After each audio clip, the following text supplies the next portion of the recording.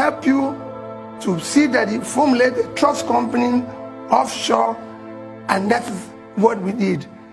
This company was never used to launder money before, during, and after till date. So it wasn't used anytime I was in office for anything.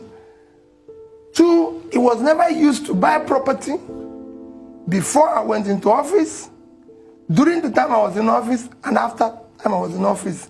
It was strictly a trust company that savings and family planning that was strictly used to support our borrowings, which we even invested in this country. And they are facts, they're not things that you can, that's it. Right. So, well, according to confidential information, you have about $500 million squirreled away in the British Virgin Islands and in Switzerland. Can this amount be described as legitimate earnings? well, I wish, I don't think I would even be if I had that type of money. But let me tell you, when people banding money or talk about money and size of money here, it's because we're not a productive country. People don't work for their money. So we find it difficult to understand value of money. And I'll take time to explain this to you. Globally today, the world population is 7,750,000,000, out of which only 37.5 million is worth $1 million. That is 0.05%. Only 3 million, which is 0.04%, is worth 10 million. And only 300,000 is worth $25 million, which is 0.004%. So when people call these figures, it's alarming because of the fact that we live in a country where people make money they don't need and everything. If you go anywhere near this company being mentioned, its accounts, everything globally, and find more than about 3% of the value you mentioned now. 3%, I'm talking about $15 million, out of which 70% is supporting a loan of investment in this country, then confiscate everything. Even confiscate everything I have in my life. If you go to this, do you know what $500 million is? $500 billion today in Nigeria is almost 300 billion naira. My entire earning while I was governor, Anambra State received, was under 500 billion, out of which I say 15%, 75 billion. That is what you're talking about.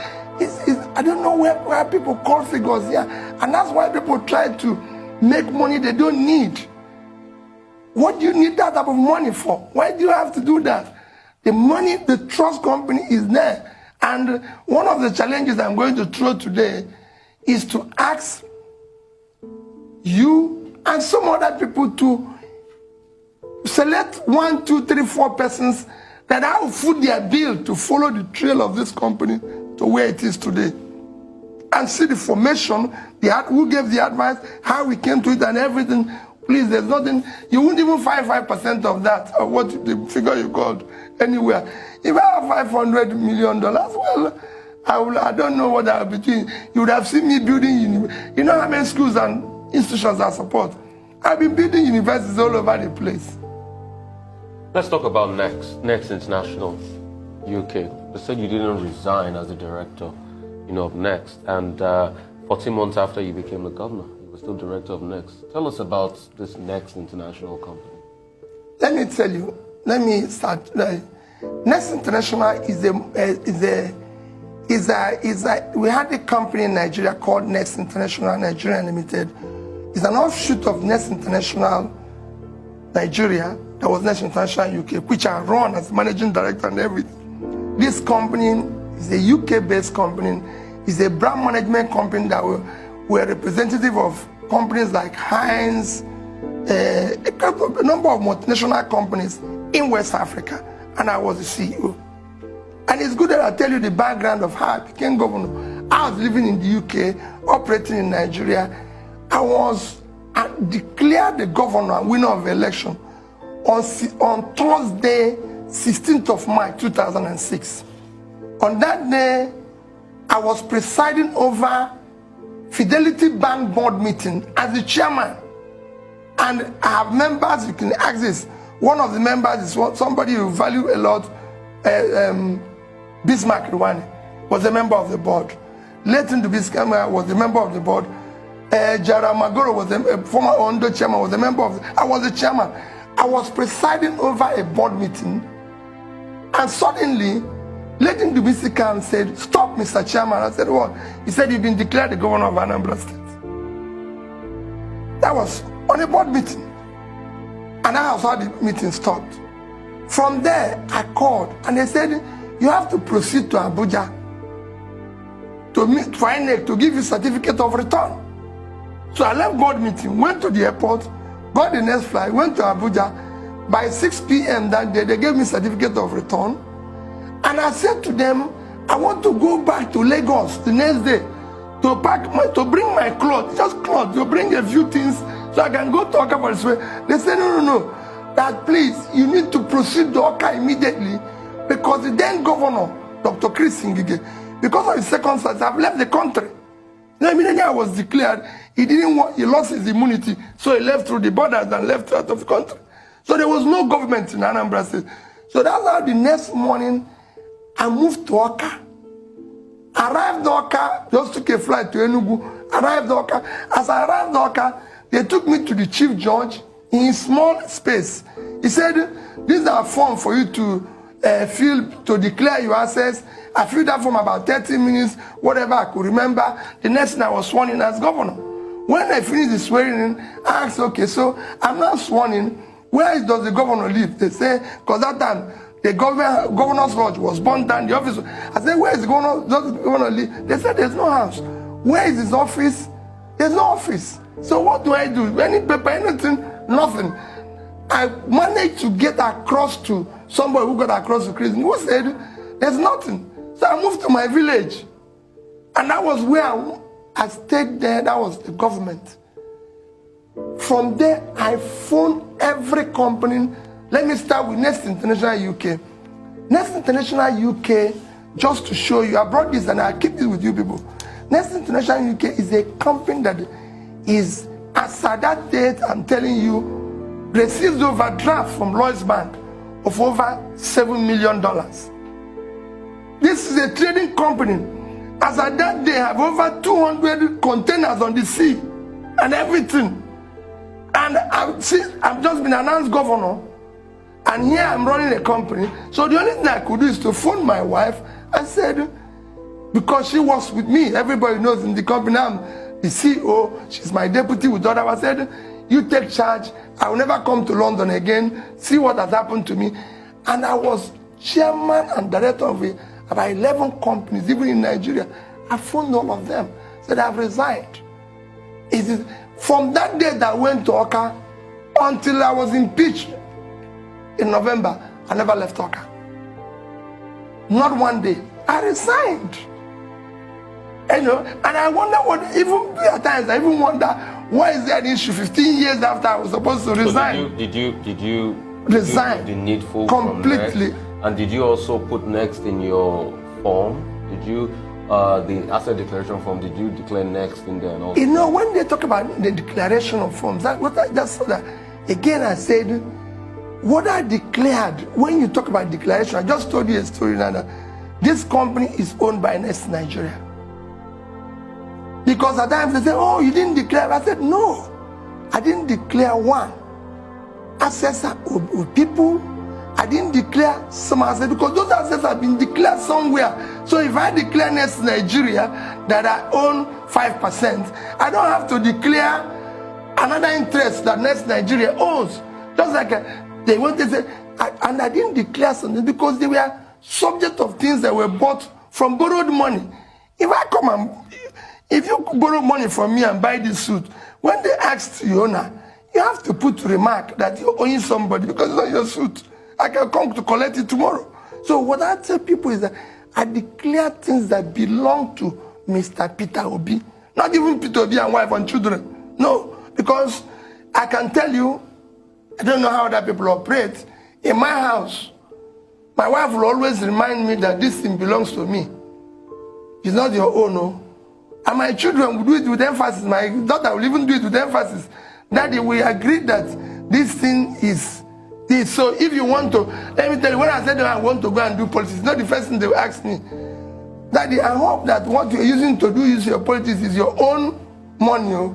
Don't bring us into it. We are not part of it. So I don't go and start declaring things that does not belong to you. You declare things.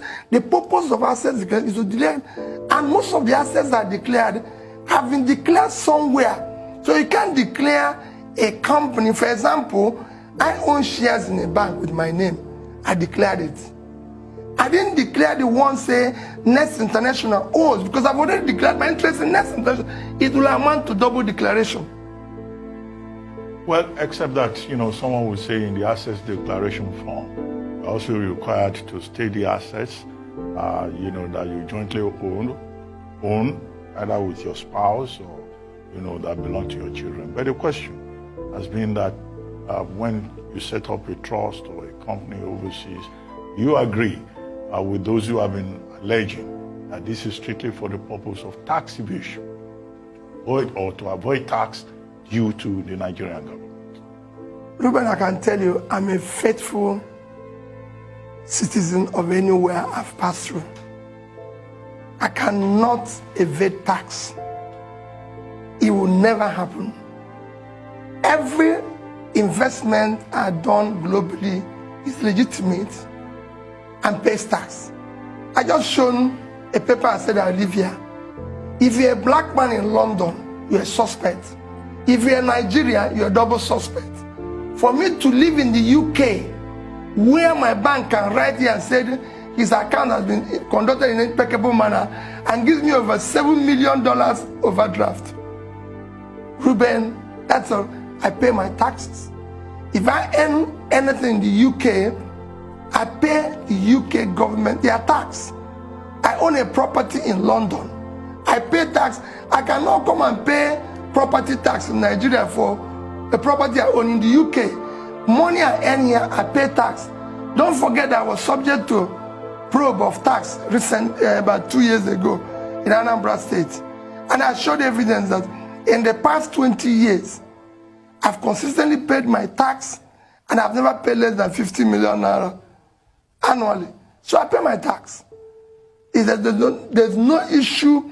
It's because maybe like they expected when they're talking about $500 million and they think it's about tax. No, the tax are duly paid for investment incomes as expected. I cannot evade tax.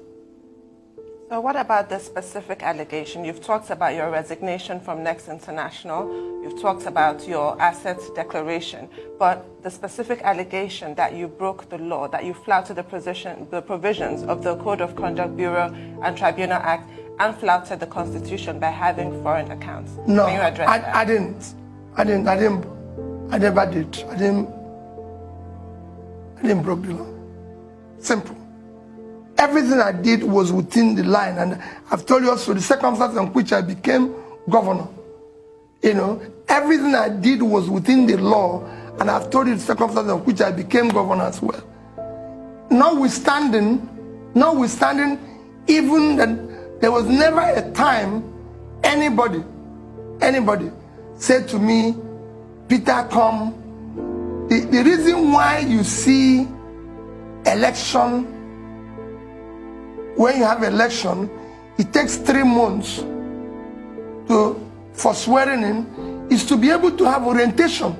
Notwithstanding that I never had any orientation, nobody said to me, you have to do this, you have to do this. But by my own commitment to do the right things, I tried to stay within the law. And I can tell you, I was within the law. What you're seeing now is a situation where, we've looked for everything. If we can't find anything against this man, since he's been, since he's going about preaching about saving, preaching about this, let's just throw anything on him. What I was preaching about saving is what I did. I'm always happy when I see Ruben here, because Reuben was part of a government that I participated. The very first day I became governor, the first thing I discussed in my ESCO with my executives is that we must save money. They came up and said, why? I said, listen, as a father, I save money for my children. And they know. So I must save money for the children of Anambra State. Even when I was impeached, go and read my impeachment notice. One of the third point of why I was impeached is saving money without authority of the House. I came back from that impeachment. I said, we must continue saving. As long as I'm here, whenever we receive our FAC allocation, the first thing we do is remove money for pension, remove money for gratuity, remove saving, pay salary, then the rest we can work with. If you don't do it, I'm not part of it. And this you can see everywhere. If you go to Ngozi Wala's book, which you can see, page 61, he showed it there that all the governors, all of us were in a meeting, refused when he was talking about saving. And he said that only Peter Obi, who argued for saving, was shouted down by his colleagues. It was only Leah Moke that supported me. If you call Sheguna Aganga, when he was doing sovereign wealth fund, he would tell you, he's in his own notes, that only Peter Obi who supported sovereign wealth fund to be set up and savings. If I have opportunity of being part of Nigeria at the helm, the first law I will take, the first executive bill I will take to the House is that Nigeria must save money. We must have at least 5 to 10% of our resources from oil, from mineral resources, from natural resources, saved for future generation. Because the expiring assets, every country is doing savings. That's why we have a problem because we don't save. You must save money. You must bequeath your children a better place than you found it. And that includes saving for them. I save for my family, and they know. Okay. So just confirm for me again, as way of housekeeping, the $500 million is a phantom amount. No. I said and if you have 1/3 of that, like you said. No, I didn't say 1/3. I said if you go there and find more than 3%, which about 3%, which is about $15 million. Okay. If I bequeath my children $500 million, I've cost them. Okay. There's money you bequeath people, you cost them. Okay. You know, you bequeath them what is manageable and everything, so they can start their life. Okay, so $15 million I said is the number. If you have something, if you see anything more than that, confiscate what I have overseas and locally here. Okay, so